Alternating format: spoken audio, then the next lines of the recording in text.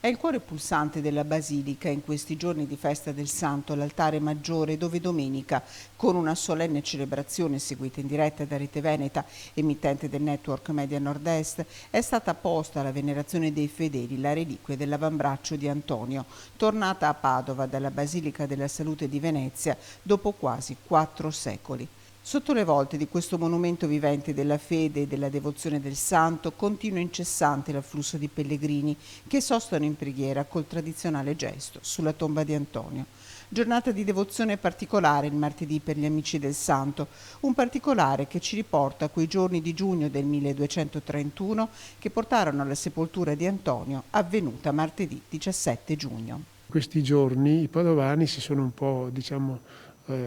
concitati, non erano capaci di mettersi d'accordo su come svolgere le esequie di frate Antonio e di dargli la sepoltura che lui desiderava di avere nella piccola chiesa di Santa Maria Mater Domini. Però una volta sepolto in pace hanno portato subito i malati sulla sua tomba ed ecco che immediatamente sono cominciati a fiorire i miracoli che lo hanno portato in breve tempo alla canonizzazione. Il giorno in cui molti devoti chiedono una grazia a Sant'Antonio il martedì, un'orazione particolare il martedì accompagna i fedeli al 13 giugno. I 13 martedì in preparazione alla festa di Sant'Antonio,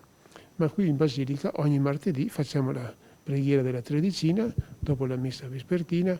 e diamo la benedizione con la reliquia per ricordare tutti i devoti sparsi nel mondo e anche per dare la giusta risonanza a questo fatto che Sant'Antonio continua ad essere vicino anche attraverso i segni, ecco, la gente che lui ama.